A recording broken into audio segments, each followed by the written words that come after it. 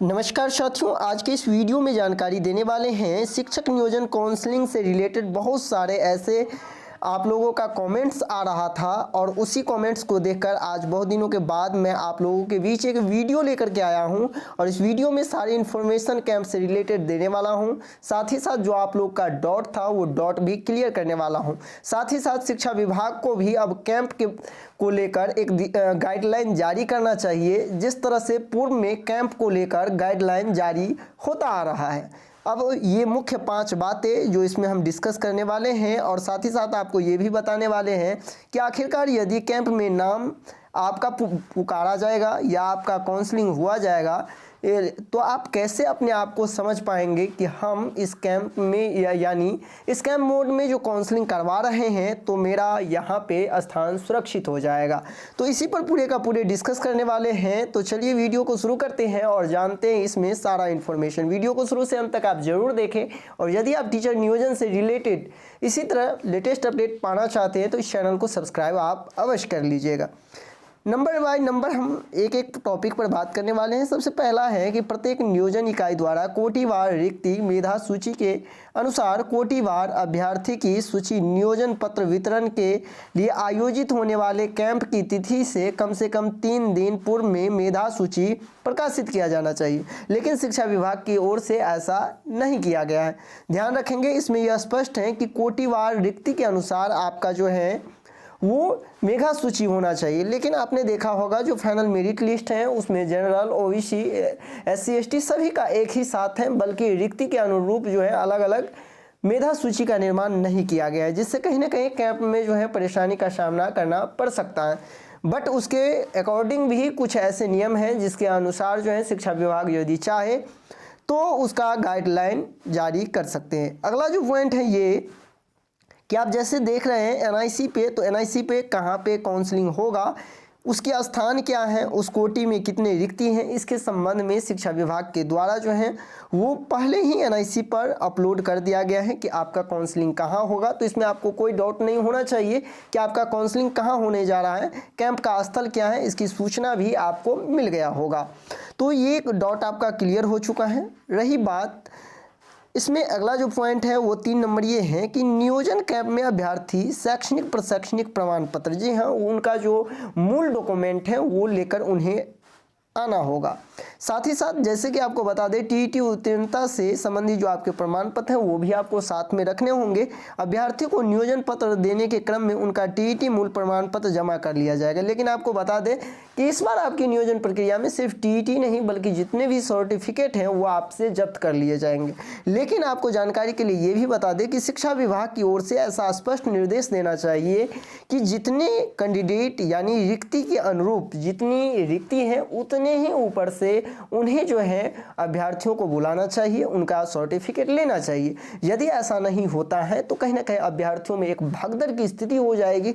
ऐसे आप इसे इस प्रकार समझ सकते हैं, यदि किसी भी नियोजन इकाई में 2 रिक्ति है और यदि फर्स्ट जो व्यक्ति है वो नहीं पहुंचे हैं तो वो सेकंड व्यक्ति अपना काउंसलिंग यह सोच कर करा लेंगे कि 2 सीट है और मैं यहाँ सुरक्षित हूँ। इसके साथ ही तीसरे नंबर पे भी जो व्यक्ति होंगे वो भी अपना काउंसलिंग करवा लेंगे और डॉक्यूमेंट को जमा कर देंगे वेरिफिकेशन के लिए। लेकिन सवाल उठता है कि 5 बजे से पहले यदि 1 नंबर की जो कैंडिडेट होंगे वो यदि आ जाते हैं तो कहीं ना कहीं उन्हें भी काउंसलिंग में मौका मिलेगा। चूंकि शिक्षा विभाग की ओर से ऐसा कोई गाइडलाइन नहीं है कि ऊपर से क्रम से ही हम नाम पुकारेंगे और यदि जो लोग नहीं आते हैं उन्हें आगे से दावेदारी नहीं होगा। ऐसे में यदि कोई दावेदारी करता है तो वो नहीं हो सकता है। लेकिन चूंकि शिक्षा विभाग की ओर से इस तरह का कोई गाइडलाइन जारी नहीं हुआ है अभी तक, इसलिए वो दावेदारी बिल्कुल कर सकते हैं, जो अभ्यर्थियों को कहीं ना कहीं भाग दौड़ की स्थिति पैदा हो सकता है।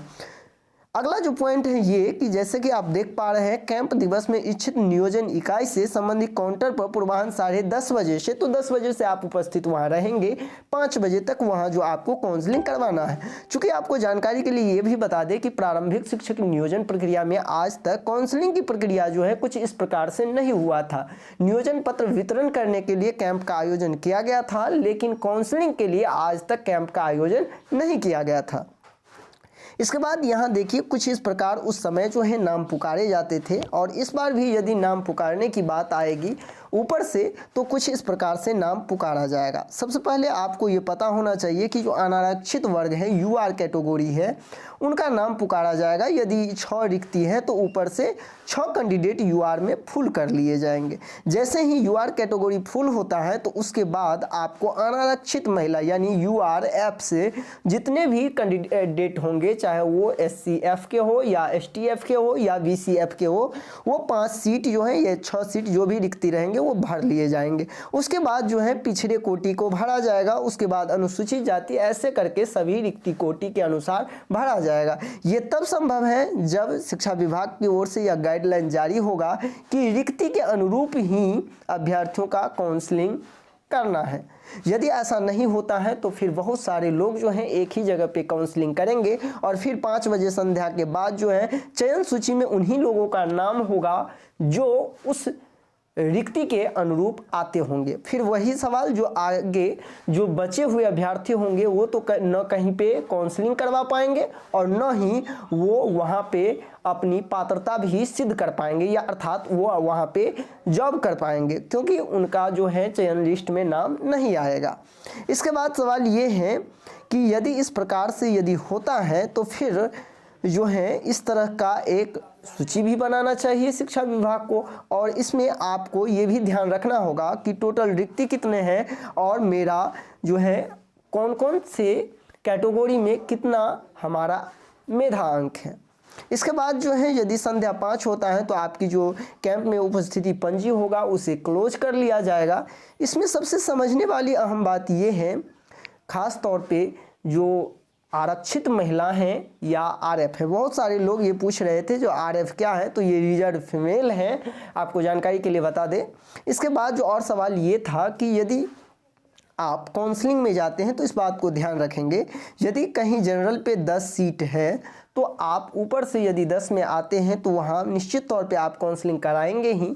लेकिन सवाल उठता है कि 11वां नंबर का जो कैंडिडेट होंगे वो कहाँ पे जाएंगे, क्योंकि शिक्षा विभाग तो इस तरह की गाइडलाइन जारी ही नहीं किए हैं कि रिक्ति के अनुरूप ही अभ्यर्थियों को बुलाया जाएगा। तो अब देखना होगा कि शिक्षा विभाग जो है कुछ इस प्रकार से ही लेटर जारी करते हैं या नहीं, ये देखने वाली बात होगा।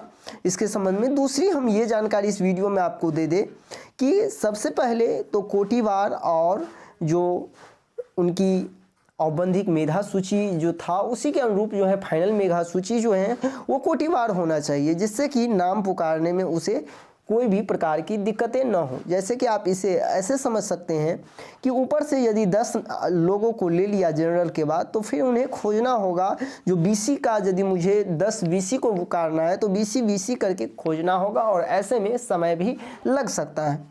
तो फाइनली तौर पे यदि देखा जाए तो कहीं ना कहीं इस काउंसलिंग में जो है अभ्यर्थियों को काफ़ी भाग दौड़ करना पड़ सकता है, और जब तक इसके संबंध में शिक्षा विभाग की ओर से कोई ऑफिशियली गाइडलाइन जारी नहीं होता है तो फिर सभी नियोजन इकाई जो है अपने मन मुताबिक जो है तरह तरह के जो प्रक्रिया अपना सकते हैं। तो ऐसे में शिक्षा विभाग को ये क्लियर करना होगा कि क्या इस बार जो काउंसलिंग की प्रक्रिया है वो काउंसलिंग रिक्ति के अनुरूप काउंसलिंग होगा या फिर जो भी व्यक्ति काउंसलिंग कराना चाहेंगे वो करवा सकते हैं। और यदि सभी लोग काउंसलिंग कराएंगे तो फिर ये प्रमाण पत्र रोकने की वैधता आखिर क्यों? प्रमाण पत्र उन्हीं कैंडिडेट को रोका जाना चाहिए जो उस रिक्ति के अनुरूप शामिल होते हैं, और वो भी ऐसे कि जब ऊपर से उनका नाम पुकारा जाए और यदि वो नहीं हो तो उसे जो है अनुपस्थित घोषित किया जाना चाहिए।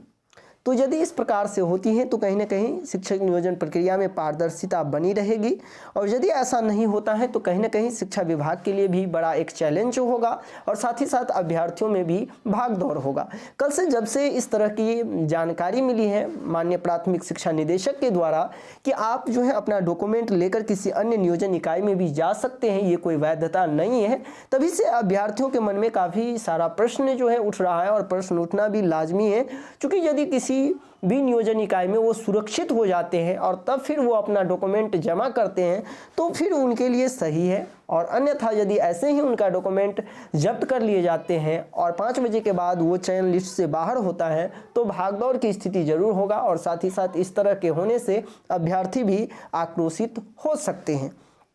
इन सभी बातों को आप लोग को भी ध्यान रखना होगा। इसके संबंध में आप लोगों की क्या राय है आप भी मुझे कमेंट करके ज़रूर बताएं। और यदि पूर्व में इस तरह की जो काउंसलिंग प्रक्रिया हुई है, कहीं ना कहीं यदि इसी प्रकार से शिक्षा विभाग जो कुछ गाइडलाइन यहाँ मैंने आपको दिखाया हूँ, इस तरह का गाइडलाइन यदि जारी कर देते हैं तो फिर कहीं ना कहीं जो अभ्यर्थी होंगे वो ज़रूर इस चीज़ को समझ जाएंगे। उम्मीद करते हैं ये वीडियो आपके लिए काफ़ी महत्वपूर्ण होगा। इस वीडियो में काफ़ी सारा प्रश्न ही मैंने आपसे किए, इसके संबंध में आपका क्या राय है आप मुझे कमेंट करके ज़रूर बताएं। अगला वीडियो जो है हम आपको काउंसलिंग से रिलेटेड कैसे आप कराएंगे, क्या क्या जो है प्रक्रिया आपको बेहतर ढंग से पूरा करना होगा, उसके संबंध में हम जस्ट ही एक वीडियो डालने वाले हैं। लेकिन इस सब प्रश्नों पे काफ़ी आप सबों को डाउट था, इसलिए इस प्रश्न को हम क्लियर कर दिए।